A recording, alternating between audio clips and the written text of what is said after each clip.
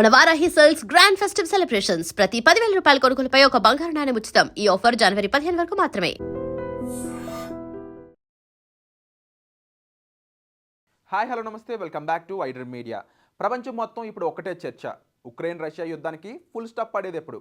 Trump second time president అయ్యాక అన్ని యుద్ధాలు ఆగాయి, కానీ ఈ 4 ఏళ్ల పోరు మాత్రం ఇంకా కొనసాగుతూనే ఉంది. అయితే ఈ గొడవకు ఎండ్ కార్డ్ వేయాలని ట్రంప్ గట్టిగా డిసైడ్ అయ్యారు. ఇప్పటికే సౌదీ, అలాస్కా, వైట్ హౌస్ ఇలా వేదికలేవో మారాయి, కానీ పుతిన్ జెలెన్స్కీల మధ్య పంతాలు మాత్రం తగ్గలేదు. కానీ రేపు ఫ్లోరిడా వేదికగా జరగబోయే ఒక మీటింగ్ ఇప్పుడు చరిత్రలో మార్చేలా కల్పిస్తుంది.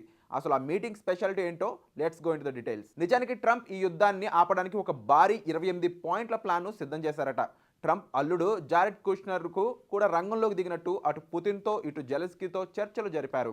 రష్యా అధ్యక్షుడు పుతిన్ కొంత పాజిటివ్గా రెస్పాండ్ అయినా జెలెన్స్కీకి మాత్రం మాకు భద్రతా హామీలు లేవు అంటూ ఆ ప్లాన్ను రిజెక్ట్ చేశాడంట. దీంతో క్రిస్మస్ నాటికైనా శుభవార్త వింటామనుకున్న ప్రపంచానికి నిరాశ మిగిలింది. కానీ ఇప్పుడు సీన్ అయితే మారుతుంది.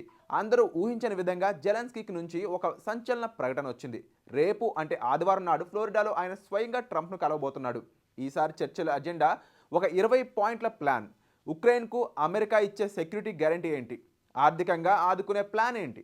యుద్ధం వల్ల దెబ్బతిన్న ఉక్రెయిన్ను మళ్ళీ ఎలా నిలబెట్టాలి అనే విషయాలపై జెలెన్స్కీకి ట్రంప్తో ఫేస్ టు ఫేస్ మాట్లాడనున్నారు. ఐరోపా దేశాలు కూడా ఇందులో ఉంటే బాగుంటుందని ఆయన అంటున్నా టైం తక్కువ ఉండడంతో ట్రంప్ జెలెన్స్కీకి భేటీనే కీలకంగా మారబోతుంది. మరోవైపు రష్యా వైపు నుంచి కూడా కొన్ని సానుకూల సంకేతాలు వస్తున్నాయి. ఈ యుద్ధాన్ని ఇక ఎంత మాత్రం సాగదీయకూడదని పుతిన్ భావిస్తున్నట్లు సమాచారం. ట్రంప్ నుంచి గనుక ఉక్రెయిన్కు గట్టి భద్రతా హామీలు లభిస్తే జెలెన్స్కీ వెనక్కి తగ్గి శాంతి ఒప్పందానికి సంతకం చేసే ఛాన్స్ ఉంది.